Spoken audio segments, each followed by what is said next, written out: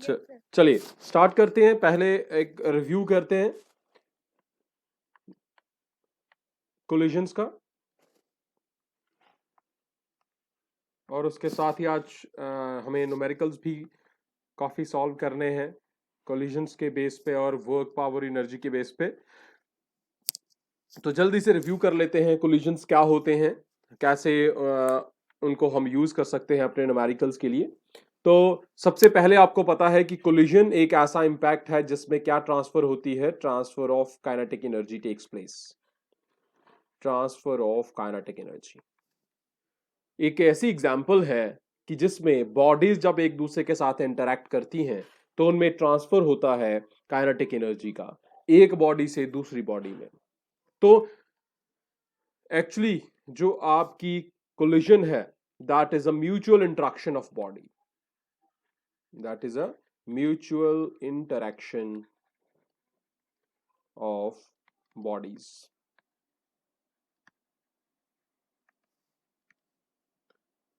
For a very short interval of time. Time बहुत कम होता है इसमें, time is very short, but उससे क्या होता है कि आपकी बॉडीज में दो किस्म के फिजिकल क्वांटिटीज चेंज होती हैं। कौन सी? Momentum and energy. ठीक है, transfer of kinetic energy take place करता है जिस इंटरेक्शन में, that is a collision. So collision में इंटरेक्ट होती हैं बॉडीज एक दूसरे के साथ for a very short interval of time, और यहां पे दो फिजिकल क्वांटिटीज, अगर क्वेश्चन पूछा जाए कि which two physical quantities are going to change, that is momentum and energy. मैं चेंज की बात कर रहा हूं, इसका यह मतलब नहीं है कि वो कंजर्व नहीं रहेंगी। कंजर्वेशन जो है इन क्वांटिटीज का वो डिपेंड करता है कि बॉडीज कैसे एक दूसरे के साथ इंटरेक्ट करती हैं। ठीक है, अब पहला केस लेते हैं जब हमारे पास जो काइनेटिक एनर्जी है, सिर्फ काइनेटिक एनर्जी कंजर्व रहती है। अगर काइनेटिक एनर्जी कंजर्व रहे, is conserved, so kinetic energy conserve रहे, तो हमारा जो कोलिजन होता है वो होता है elastic collision. That collision is elastic collision. ये कोलिजन बन जाता है इलास्टिक कोलिजन। और दूसरा, अगर हमारे पास जो आपकी काइनेटिक एनर्जी कंजर्व ना रहे, अगर काइनेटिक एनर्जी जो है वो कंजर्व ना रहे, इज नॉट कंजर्व्ड, तो हमारे पास बन जाता है इन इलास्टिक कोलिजन। तो हम सिर्फ यही बात याद रखनी है कि काइनेटिक एनर्जी कंजर्व रहे तो elastic collision, kinetic energy conserve ना रहे तो इन इलास्टिक कोलिजन हो जाएगा आपका। अब एक केस में जब एक बॉडी जो है दूसरी बॉडी से चिपक जाती है, stick together, when bodies stick together, एक दूसरे के साथ चिपक जाती हैं, स्ट्राइक किया उसके साथ ही एक दूसरे में ही चिपक गई। एक गाड़ी जा रही थी, हैवी व्हीकल था, उसके साथ मोटरबाइक छोटी जो थी उसके साथ हिट किया और उसके साथ ही चलना शुरू हो गई। You hit a bag of sand with the bullet. Bullet को जैसे आपने हिट किया, वो उसके बाद जो बुलेट थी वो उस सैंड के बैग में ही रह गई। तो व्हेन बॉडीज स्टिक टुगेदर, एक दूसरे के साथ चिपक जाती हैं, तो उस कहते हैं, उस कोलिजन को कहते हैं perfectly in elastic collision. In elastic collision.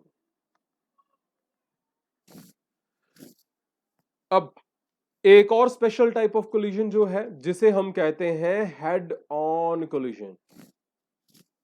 Head on collision. Head on collision क्या हुआ भाई?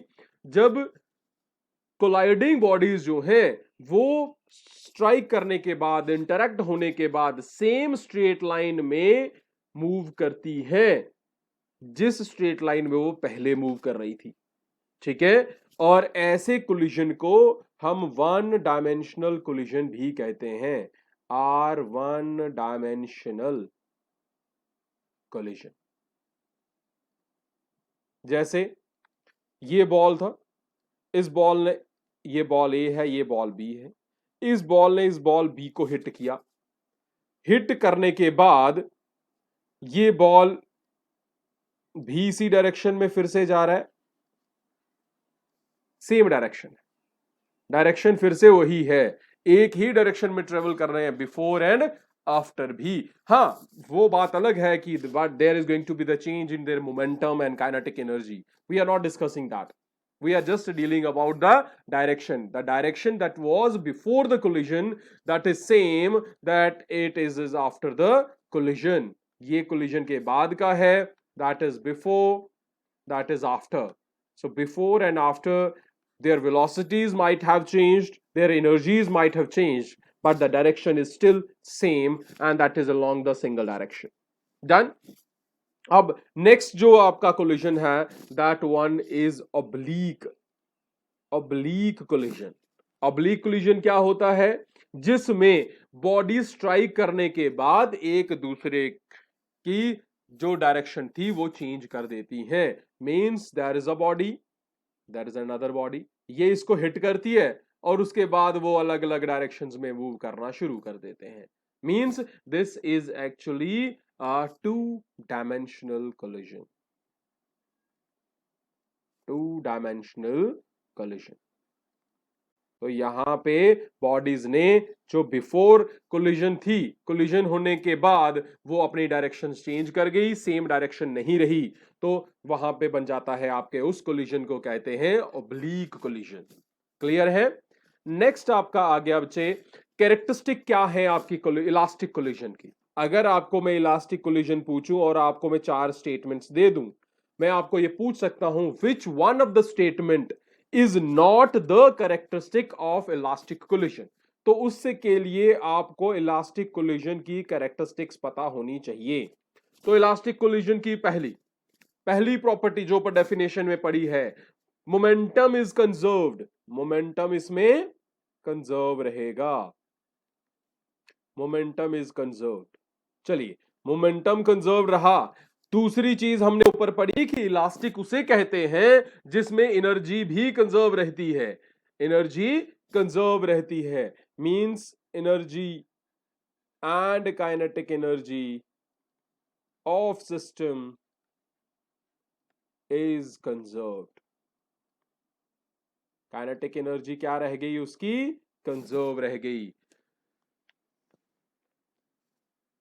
नेक्स्ट, जो फोर्सेस हैं, जो फोर्सेस जो यहां पे यूज होते हैं, फोर्सेस आर कंजर्वेटिव। कौन सी फोर्सेस हैं? कंजर्वेटिव। लास्ट लेक्चर में हमने पढ़ा कि कंजर्वेटिव फोर्सेस कौन सी होती हैं। कंजर्वेटिव फोर्सेस वो फोर्सेस होती हैं जिनके कारण, due to which the work done is independent of the path, जो पाथ पे इंडिपेंडेंट नहीं होती। और लास्ट आपकी कैरेक्टरिस्टिक क्या है कि इसमें जो मैकेनिकल एनर्जी है, मैकेनिकल एनर्जी तो होगी क्योंकि काइनेटिक एनर्जी है, पोटेंशियल एनर्जी है, तो जब ये एनर्जीज इन्वॉल्व होती हैं तो वहां पे टोटल एनर्जी बन जाती है आपकी मैकेनिकल एनर्जी। और इस इलास्टिक कोलिजन की सबसे बड़ी प्रॉपर्टी क्या है कि मैकेनिकल एनर्जी जो है ये कभी भी इज नेवर कन्वर्टेड, ये इनकाइनेटिक या पोटेंशियल की फॉर्म में ही रहती है, is never converted into any other form, किसी भी दूसरी फॉर्म में नहीं कन्वर्ट होती। कौन सी? साउंड में नहीं कन्वर्ट होती, मींस हीट प्रोड्यूस नहीं होती कोलिजन के बाद। ठीक है ना, तो साउंड प्रोड्यूस होती है ना तो हीट प्रोड्यूस होती है इलास्टिक कोलिजन में, ड्यू टू कोलिजन। ध्यान रहे, इलास्टिक कोलिजन में किसी और रीजन से अगर हीट प्रोड्यूस हो रही है, that is not the issue. Heat should not be produced due to collision, so collision should not be the reason. ठीक है, इसी तरह आपके पास आ गई characteristics of inelastic collision, characteristics of inelastic collisions।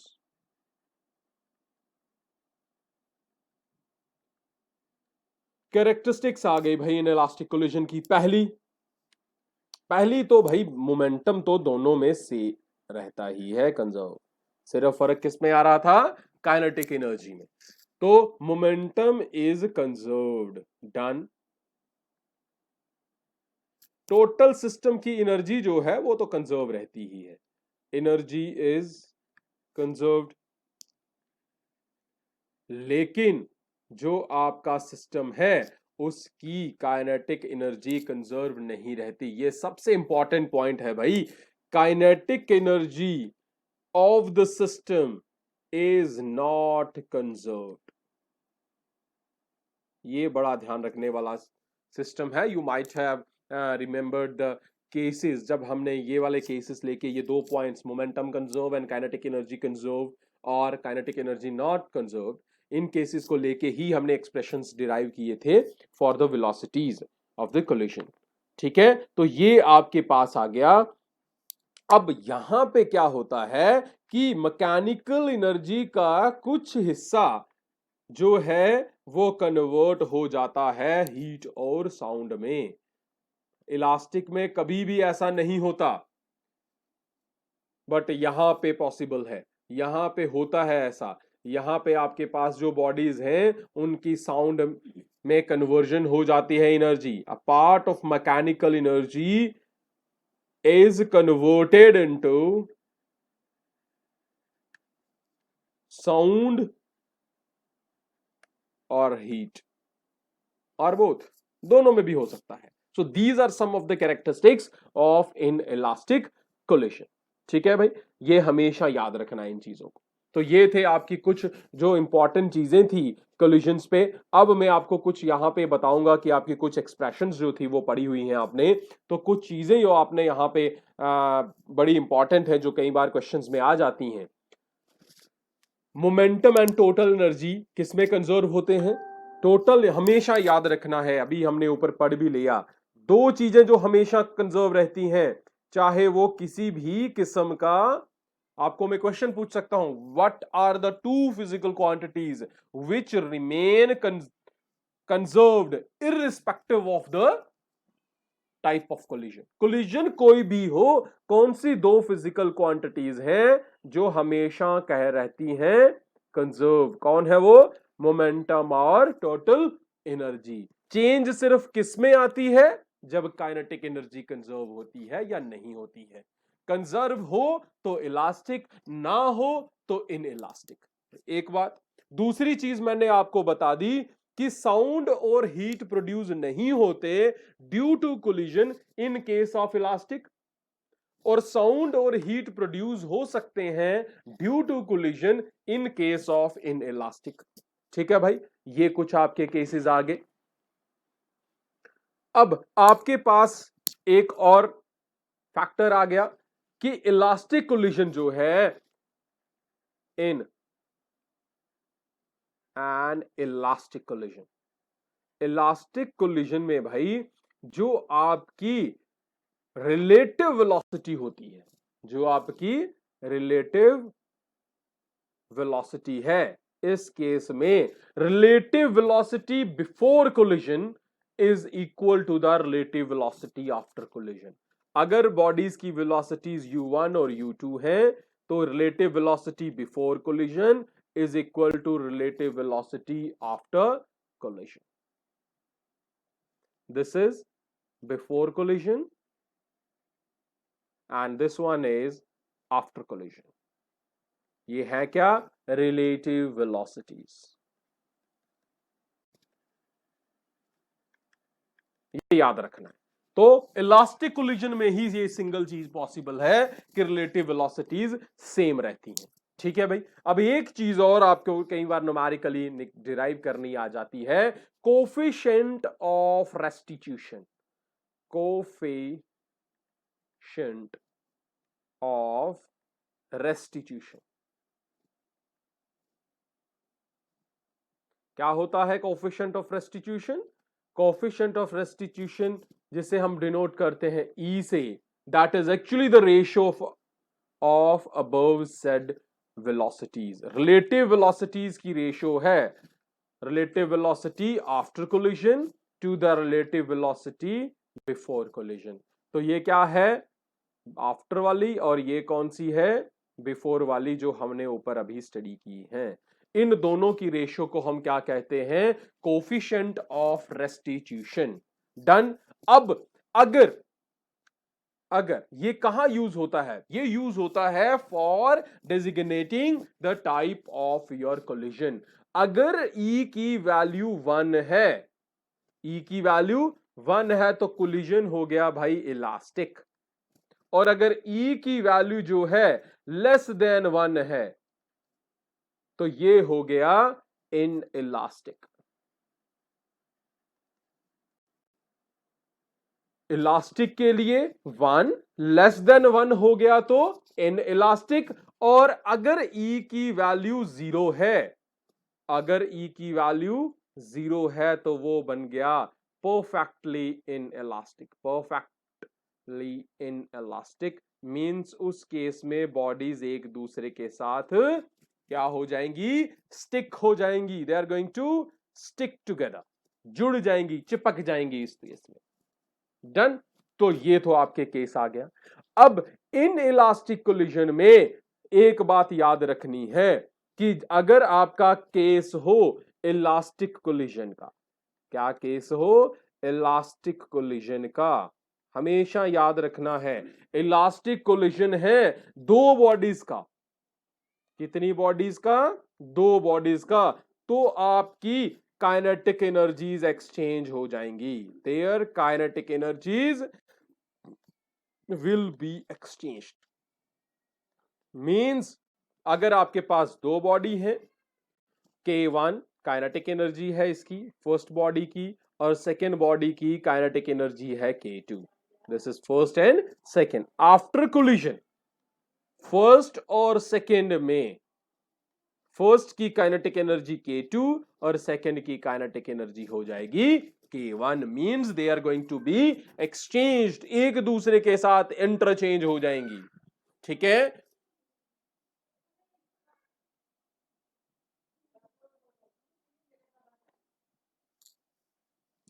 चलिए, अब हमने लास्ट डे भी पढ़ा था कि जो वर्क डन होता है, लास्ट डे हमने पढ़ा था कि जो वर्क डन होता है सेंट्रीपिटल फोर्स से, work done by centripetal force,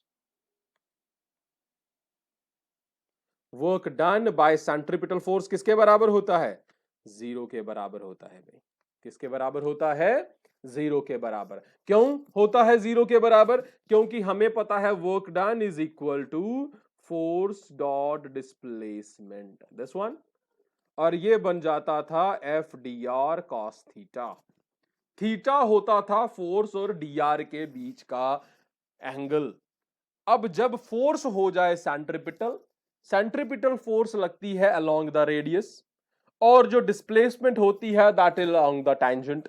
तो दोनों के बीच में थीटा की वैल्यू हो जाती थी 90 डिग्री, और कॉस 90 हो गया 0। तो वर्क डन किसका कितना हो गया, इसका 0।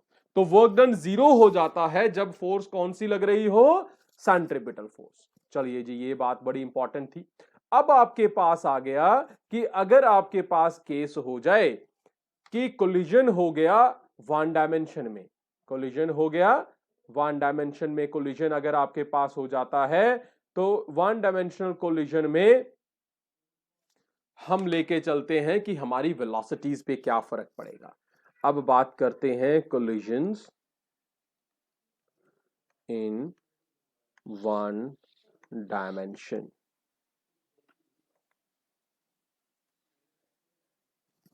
वन डायमेंशन कोलिजन हो, दो बॉडीज हो, एक की बॉडी की मास m1 हो, दूसरे का मास m2 हो। ठीक है भाई। वेलोसिटीज हो u1 and u2 before collision. ठीक है। और u1 जो है that is greater than u2। ध्यान रहे, पहली बॉडी की वेलोसिटी ज्यादा है as compare to second velocity की। ठीक है। और v2 and v1 and v2 are the velocities after collision। तब V1 की क्या वैल्यू होगी, V2 की क्या वैल्यू होगी, we are going to directly use it. ये क्या हो जाएगा, M1 minus M2 upon M1 plus M2 into U1 plus 2M2 upon M1 plus M2 into U2. That is first expression.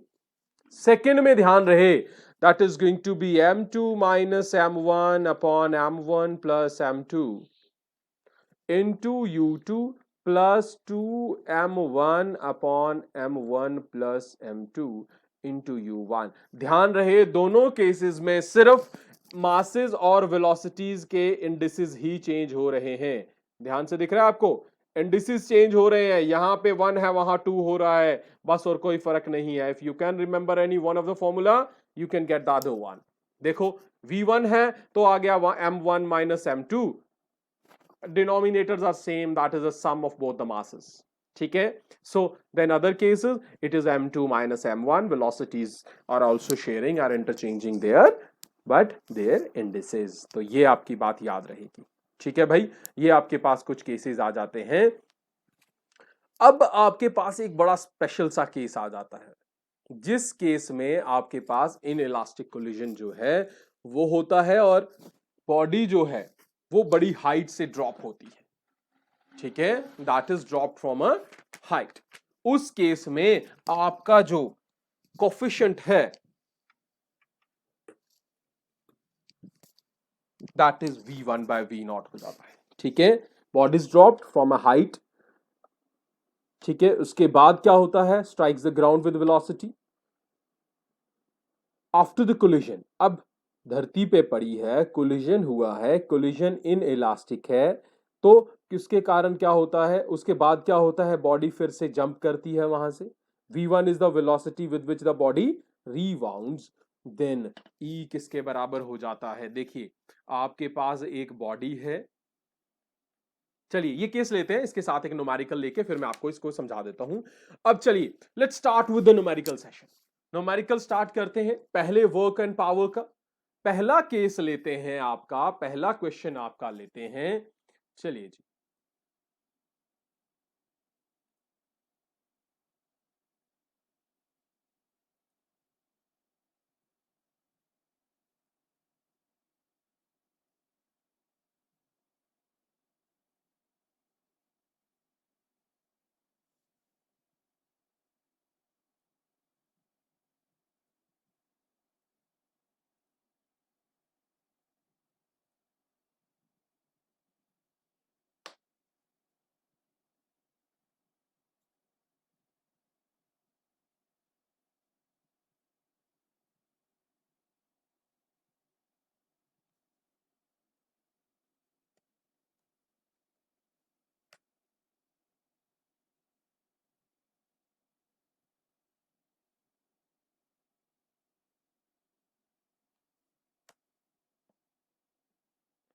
चलिए पहला क्वेश्चन आपका जो आज का सेशन हम ले रहे हैं, वहां पे आपके पास है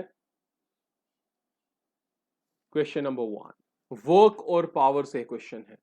तो पहला क्वेश्चन है, body is under the action of two equal and opposite forces. तो क्या है, फोर्सेस हैं, टू फोर्सेस कैसी हैं, इक्वल एंड अपोजिट। तो बॉडी जो है that is under the action of two equal and opposite forces. दोनों की वैल्यू कितनी है, 3 न्यूटन। मींस अगर एक +3 न्यूटन होगी तो second one will be -3 newton, because directions are opposite. The body is displaced, और बॉडी में डिस्प्लेसमेंट कितनी हुई है, displacement is equal to 2 metre. आपने निकालना है नेट वर्क डन। तो क्या क्वेश्चन क्या है आपके पास, क्वेश्चन है भाई कि एक बॉडी जो है उस पे एक्ट कर रही है दो फोर्सेस, दोनों फोर्सेस इक्वल हैं, अपोजिट भी हैं। ठीक है, तो equal and opposite forces act कर रही हैं और उस पे डिस्प्लेसमेंट हुई है 2 मीटर। तो आपने निकालना है कि वर्क डन कितना है भाई, इक्वल है फोर्सेस और अपोजिट फोर्सेस हैं। जब नेट फोर्सेस हम लेंगे, net forces on the body is zero. Net force क्या हो जाएगी? जीरो हो जाएगी। नेट फोर्स जीरो हो जाएगी तो वर्क डन कितना हो जाएगा? जीरो हो जाएगा, क्योंकि जब हम इन फोर्सेस का, one is 3 Newton and other is -3 Newton. Total net forces will be zero. Total net force will be zero और net force will be zero means आपका work done क्या हो गया? Zero हो गया। तो answer is going to be zero. चल let's take about the next question. जैसे जैसे आप questions करते जाओगे आपकी clarity बनती जाएगी। Given that F is the force, F आपके पास एक force है, S is the displacement, S आपके पास डिस्प्लेसमेंट है, इन दोनों के बीच में एंगल है थीटा, एंगल थीटा है आपके पास भाई। Which of the following is correct expression for work done? तो आपको पूछा जा रहा है कि वर्क डन के लिए एग्जैक्ट एक्सप्रेशन क्या है। भाई मैं तो इसको बताने की जरूरत नहीं है, मैं आपको पहले ही बता चुका हूं। W is the work done. Work done के लिए एक्सप्रेशन हो सकती है F vector dot S vector. ठीक है, एक एक्सप्रेशन अगर ये हो तो ये करेक्ट होगी, या magnitude of F, magnitude of S into cos of angle theta between them, that will be the exact expression. ठीक है भाई,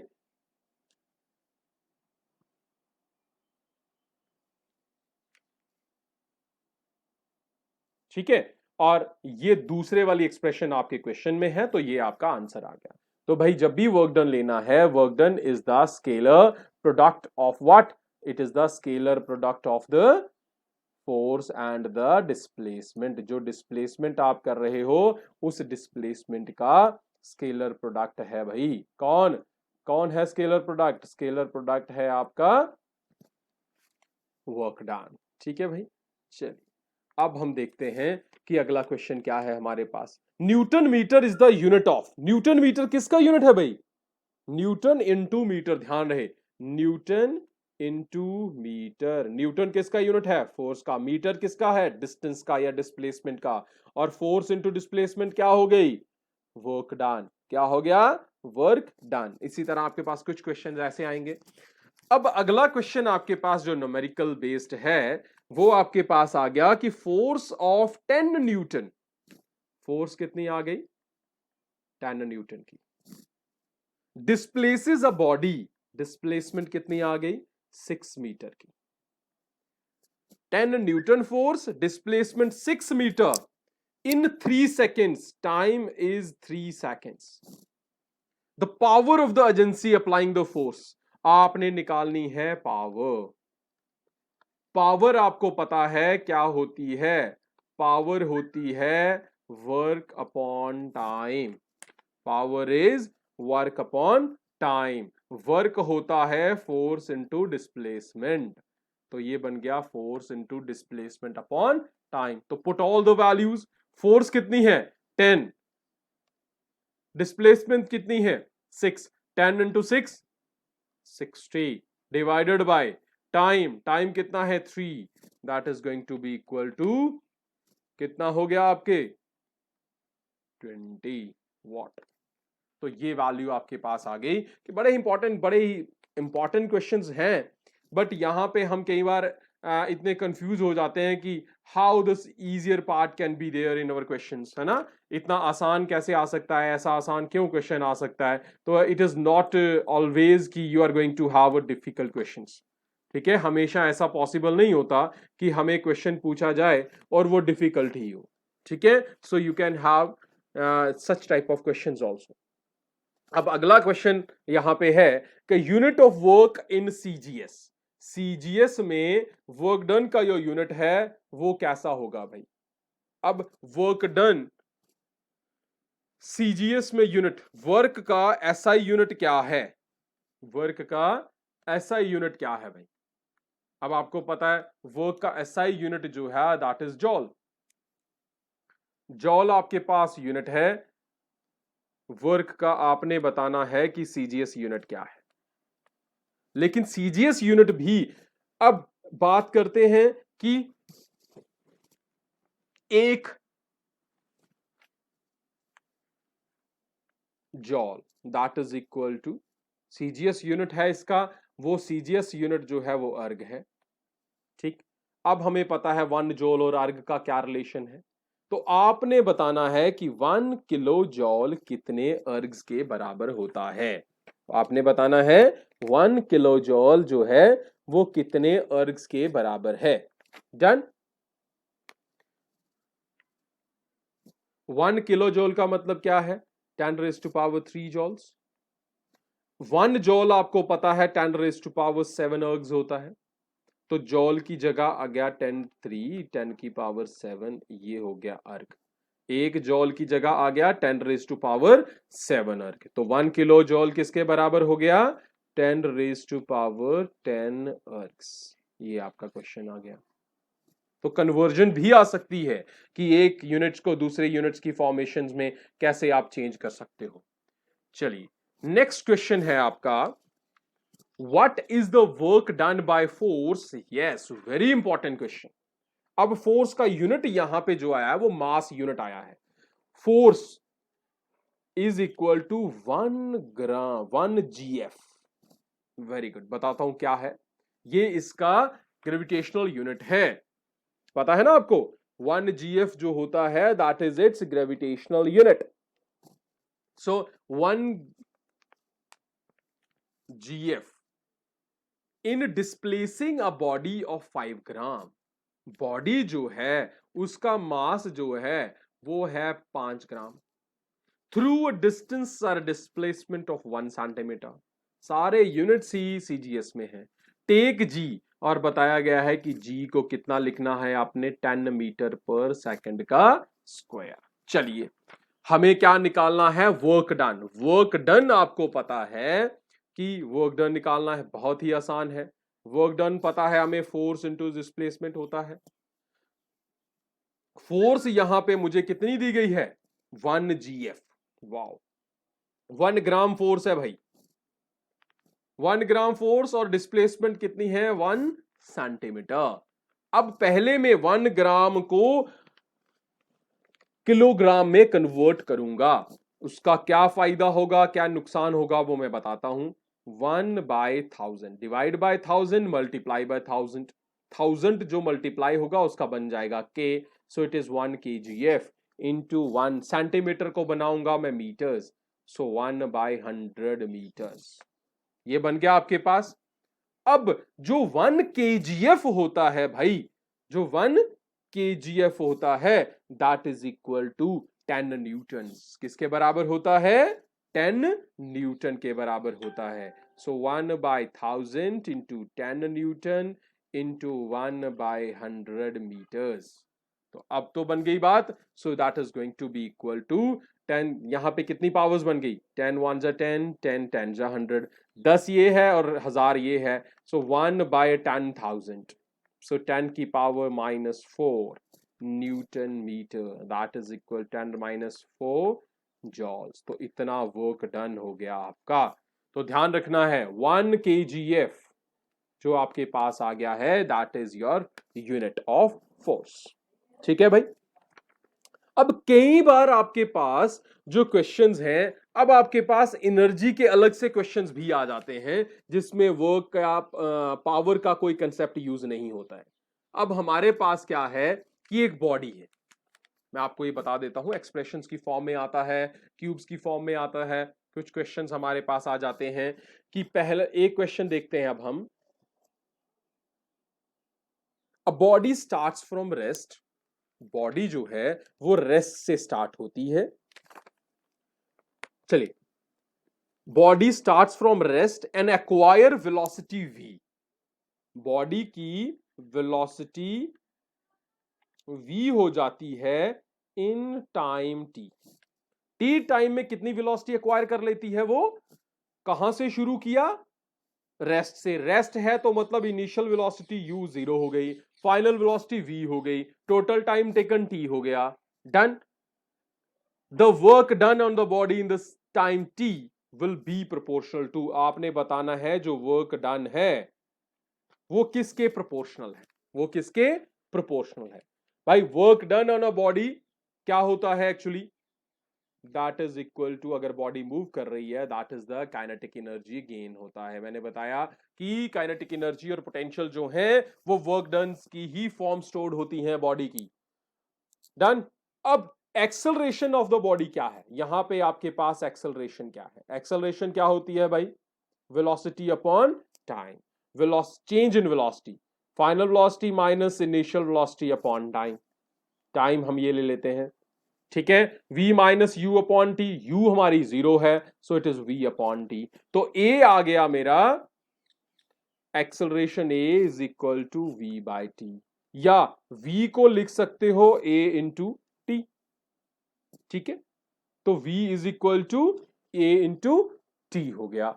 अब a जो है ये तो हमें पता है, वेलोसिटी एक्वायर्ड इनटू टाइम, ये पर यूनिट टाइम आपकी वेलोसिटी है,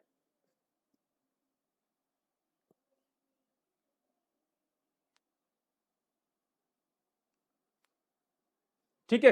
अब आपके पास आ गई वेलोसिटी, ये आ गया आपका, यहां पे ऊपर यहां तक ही रखो इसे, ये आपका फर्स्ट आ गया। अब आपके पास आगे देखो, अब आपके पास वेलोसिटी होती किसके बराबर है, एक्सप्रेशन क्या कहती है, यहां से आपको क्या मिल गया कि a is equal to v upon t है, ये हमें गिवन है, ठीक है, ये हमें गिवन है, हमने स्मॉल टी लिया इसीलिए। अब आपको पता है कि velocity in time, velocity in time capital T, अब टाइम कितना है मेरे पास, कैपिटल टी टाइम जो है उसमें कितना आपने निकाल सकते हो, so that velocity is equal to, जो हमने वेलोसिटी जो हमने निकालनी है, अब हम दूसरे वर्ड्स में यूज, इसे कैपिटल वी ले लो, that is equal to A into T, A कितना है v upon small T into capital T. अब काइनेटिक एनर्जी आपको पता है कि kinetic energy is proportional to v का स्क्वायर होती है, v का स्क्वायर, तो v का स्क्वायर है, तो इसका अगर काइनेटिक एनर्जी v के प्रोपोर्शनल है, v स्क्वायर के प्रोपोर्शनल है, तो वर्क भी प्रोपोर्शनल होगा v स्क्वायर के, v का स्क्वायर करो यहां पे, v square upon T square into T square, ठीक है, so your answer will be, ये आपका पास आंसर आ गया। ये फिर से मैं आपको रिव्यू करवा देता हूं, क्या हुआ, मुझे गिवन है कि वेलोसिटी v जो है वो t टाइम में हो गई, वर्क डन काइनेटिक एनर्जी के बराबर होता है, उसके लिए मुझे चाहिए वेलोसिटी, गिवन वेलोसिटी v है अपॉन टाइम t है, तो पर यूनिट टाइम है तो टोटल वेलोसिटी हमने निकाल दी। हमें पता है काइनेटिक एनर्जी वेलोसिटी के स्क्वायर के प्रोपोर्शनल होती है, क्यों, क्योंकि बेटा kinetic energy that is equal to 1/2 mv का स्क्वायर होती है, 1/2 भी कांस्टेंट है, m भी कांस्टेंट है, तो काइनेटिक एनर्जी किसके प्रोपोर्शनल होगी, v के स्क्वायर के बराबर, v हमें पता है, इसका स्क्वायर कर दो, स्क्वायर हो गया, तो v का स्क्वायर भी हो गया, तो t का भी हो गया, t का भी हो गया, तो सबके स्क्वायर हो गए and that is going to be your answer. तो इस तरह के क्वेश्चंस भी आ जाते हैं दैट कैन कंफ्यूज अस। अब जो क्वेश्चन एक जो अभी रिसेंटली मैंने क्वेश्चन कल देखा था आपके टेस्ट में आया हुआ है, the kinetic energy of a body is decreased, kinetic energy is decreased, decrease हुई है बाय 19%, 19%। आपने बताना है कि मोमेंटम कितना डिक्रीज हुआ, आपने बताना है परसेंटेज डिक्रीज इन मोमेंटम, बहुत ही बच्चे इंपॉर्टेंट क्वेश्चन है ये आपने फाइंड आउट करना है। क्या दिया हुआ है, आपको दिया हुआ है कि काइनेटिक एनर्जी डिक्रीज हुई है, आपने निकालना है कि मोमेंटम कितना डिक्रीज हुआ है, ठीक है भाई। चलिए ये क्वेश्चन बड़ा इंपॉर्टेंट है और इट टेक्स सम टाइम, तो ध्यान से देखना इस क्वेश्चन को। सबसे पहले इनिशियल वेलोसिटी ले लो, लेट इनिशियल वेलोसिटी कितनी है, v, एंड फाइनल, या इसे u ले लो आप, इनिशियल वेलोसिटी लेनी है तो u ले लो, फाइनल वेलोसिटी आपने लेनी है तो v ले लो, फाइनल वेलोसिटी इज v हो गया, ठीक है। देन रेशोज जो है डिक्रीज निकालनी है तो आपको चाहिए रेशो फाइनल बाय इनिशियल। अब ये क्या है, अब काइनेटिक एनर्जी निकालो। इनिशियल काइनेटिक एनर्जी हो गई 1/2 m, जो बॉडी का मास है वो तो सेम ही रहेगा एम वी यू का स्क्वायर, और यहां बन गया 1/2 एम वी का स्क्वायर। आपने निकालना है कि चेंज कितना हुआ। चेंज निकालने के लिए क्या हो जाएगा, 1/2 एम वी का स्क्वायर मींस फाइनल वाली kinetic energy divided by 1/2 m u का स्क्वायर। ध्यान रहे ये किसके बराबर है, that is equal to 1, total कितनी होनी चाहिए थी 100%, लेकिन ये 100 नहीं है, 1 में से माइनस है, डिक्रीज हुई है। कितनी, 19 डिक्रीज हुआ है। कितना डिक्रीज हुआ है, 19 डिक्रीज हुआ है।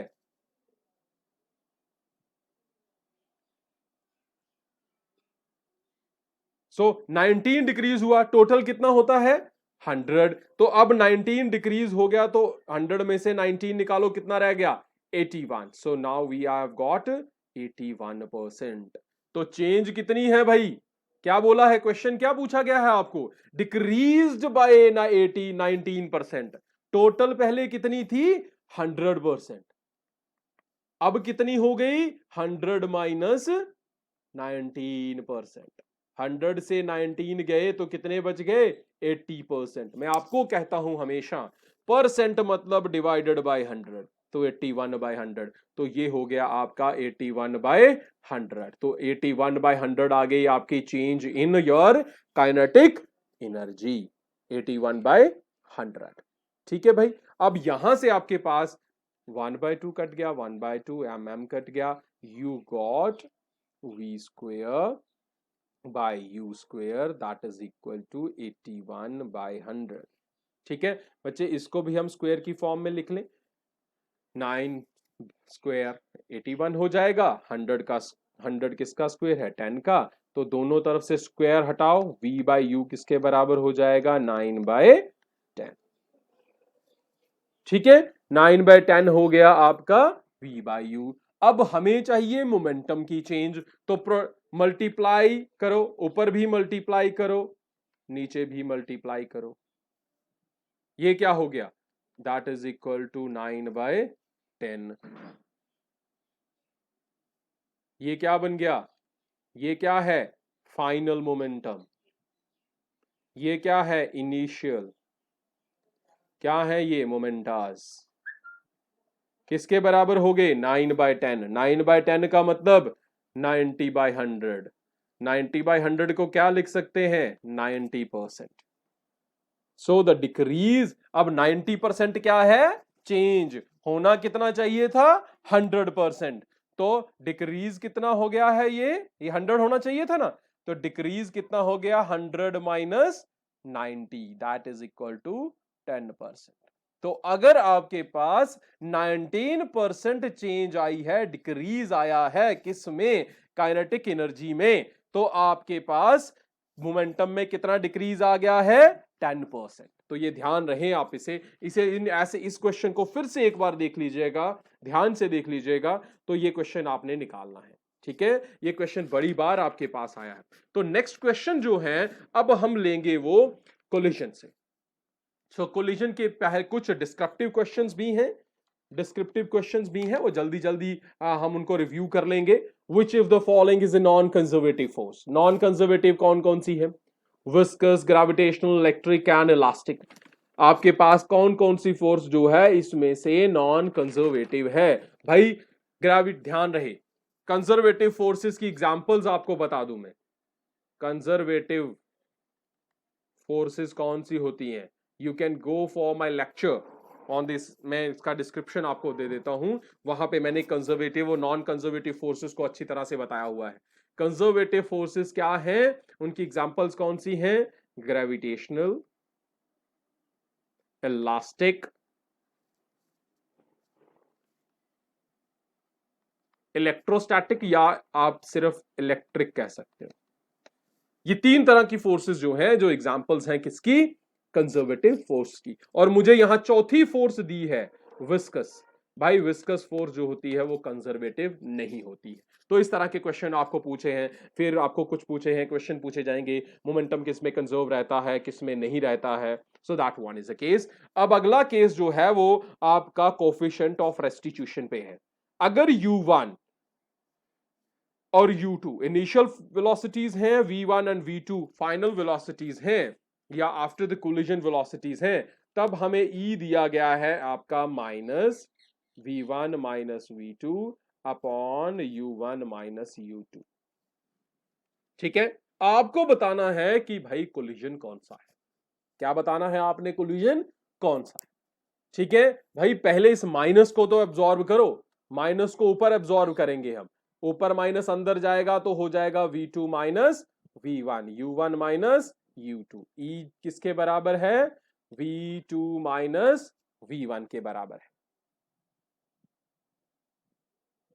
ठीक है, अब आपको ये तो पता लग गया, फॉर्मूला पता लग गया। अब आपको पता है क्वेश्चन कोई भी हो, आपको पता है कि भाई परफेक्टली इलास्टिक के लिए क्या केस होता है। क्वेश्चन, पहला क्वेश्चन जो पूछा गया है कि परफेक्टली इलास्टिक के लिए क्या केस है, हमें पता है परफेक्टली इलास्टिक के लिए क्या होता है। परफेक्टली इलास्टिक के लिए आपके पास ई की वैल्यू कितनी हो जाती है? 1। परफेक्टली इन इलास्टिक के लिए कितनी होती है? 0। ठीक है,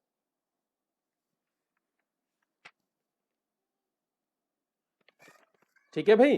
तो ये किसके लिए परफेक्टली इलास्टिक अगर आ जाता है, परफेक्टली इलास्टिक, इलास्टिक का केस हो तो E1, इन इलास्टिक हो कौन सा? परफेक्टली, तो 0। और E अगर लेस देन 1 हो तो इन इलास्टिक, परफेक्टली नहीं, सिंपल इन इलास्टिक कोलिजन। ठीक है भाई, ये एक रेस्टिट्यूशन का केस आ गया। इसी तरह रेस्टिट्यूशन का एक और केस, और भी बड़े सारे केस आपके बन सकते हैं।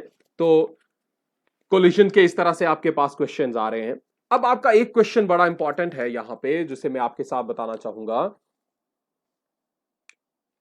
क्वेश्चन है बॉम्ब पे।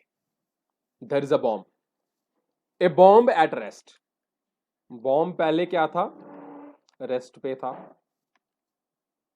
एंड ऑफ 10 किलोग्राम है, कितना? 10 किलोग्राम का बॉम्ब है। Explodes into 2 pieces. ये एक्सप्लोड होता है 2 पीसेस में। एक पीस बन जाता है 6 किलोग्राम का, एक बन जाता है 4 किलोग्राम का। The mass of 4 kilogram moves away, और 4 किलोग्राम वाला जो है वो अब मूव करता है 12 मीटर पर सेकेंड की वेलोसिटी से।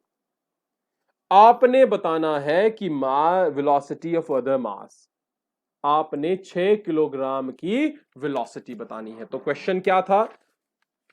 क्वेश्चन ये था कि एक बॉम्ब है, रेस्ट पे है, वो एक्सप्लोड हुआ। एक्सप्लोड होने के बाद उसकी 2 वैल्यूज हो गई, उसके 2 मासेस पीसेस बन गए, एक 6 किलोग्राम, एक 4 किलोग्राम। 6 किलोग्राम कितनी वेलोसिटी से है वो निकालना है, 4 किलोग्राम कितनी वेलोसिटी से वो आपको दिया गया है। ठीक है भाई, बड़ा ही इंपॉर्टेंट क्वेश्चन है। आपने यहां पे लगाना है भाई, क्या लगाना है? यहां पे लगाना है law of conservation of momentum. यहां पे आपने लगाना लेना है law of conservation of momentum. भाई देखो, मोमेंटम का लॉ लगाया आपने, कोलिजन से पहले तो मोमेंटम था ही नहीं। क्यों? क्योंकि बॉडी, बॉडी कौन है यहां? बॉम्ब। बॉम्ब जो था रेस्ट पे था, रेस्ट पे था तो वेलोसिटी 0 थी, तो मास इनटू वेलोसिटी हो जाएगा 0। तो इसका मतलब है बिफोर कोलिजन, मतलब लॉ ऑफ कंजर्वेशन क्या कहता है? लॉ ऑफ कंजर्वेशन कहता है momentum before collision is equal to after collision, momentum after collision।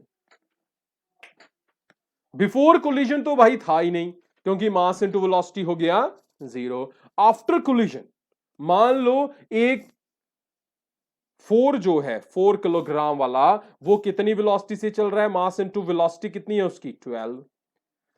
Before collision 10 kilogram है, वेलोसिटी है 0, प्रोडक्ट किया तो 0 आ गया। आफ्टर 6 किलोग्राम की मान लो वेलोसिटी है v और 4 किलोग्राम की वेलोसिटी है 12।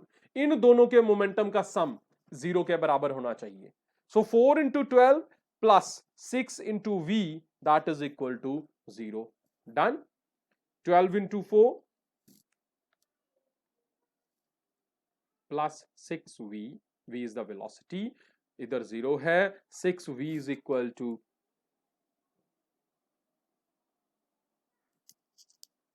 जो आपने यहां पे हमने एग्जैक्टली इसका क्या निकालना है, that is -48। We need just what, the magnitude. So velocity is going to be 48 upon 6 is equal to 8 metre per second. So we need the magnitude.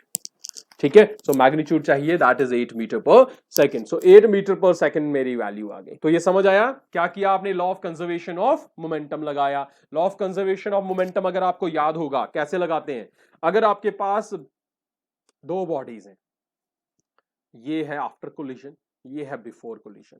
पहली बॉडी का मास है m1, दूसरे का m2, यहां पे भी वही है। इसकी वेलोसिटी है u1, इसकी वेलोसिटी है u2। After collision this is v1, this is v2। तो यहां पे conservation, law of conservation of momentum कैसे लगाएंगे, m1 u1 plus m2 u2 that should be equal to m1 v1 plus m2 v2। भाई इस तरह से लगता है।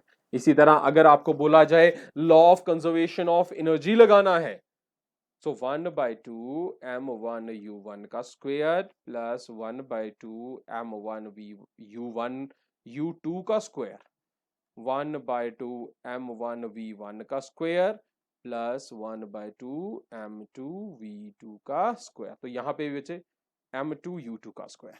ठीक है, तो इस तरह से आपके पास conservation laws for momentum and kinetic energy लग जाएंगे। ये कुछ क्वेश्चंस थे, कुछ फॉर्म्स ऑफ क्वेश्चंस थे जो हम कर सकते हैं किसके केस में। और भी बड़ी सारी केसेस हैं, I will give you the exercise, उन्हें अच्छी तरह से निकालो। अगर कोई भी प्रॉब्लम आती है let me know about that, message कर दो मुझे। ठीक है, तो ये डिस्कस करते रहेंगे। अब नेक्स्ट लेक्चर जो हम मूव करेंगे, अब तो एक एक्सरसाइज आपको दूंगा मैं, एक टेस्ट होगा आपका, और उसके साथ ही वर्क एनर्जी का, और उसके साथ ही जो नेक्स्ट टॉपिक हम लेंगे आपका वर्क पावर एनर्जी के बाद का, that is from the rotational motion, क्योंकि मोमेंट ऑफ इनर्शिया के काफी क्वेश्चंस पूछे जाते हैं। सो मोमेंट ऑफ इनर्शिया का क्वेश्चन आएगा, वो ज्यादा लंबा टॉपिक नहीं होगा, और उसके बाद हमारे पास ये बहुत ही आसान एक और टॉपिक आ जाएगा, ग्रेविटेशन। तो जल्दी से इनको फिनिश करते हैं, तब तक आप इनको अच्छे से इनकी ये एक्सरसाइजेस सॉल्व करो, पहले इनको रिव्यू करो जो आज हमने पढ़ा है। सो ये बड़े इंपॉर्टेंट क्वेश्चन इसमें हमने डिस्कस किए हैं। तो क्या अभी तक आपके पास कोई डाउट है, कोई क्वेश्चन है आपके पास, समझ आ गया आपको?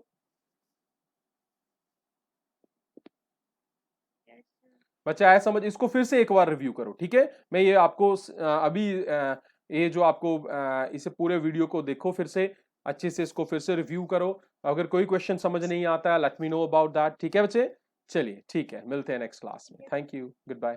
Thank you for watching my channel. Please subscribe and share and also press the like button that is down here.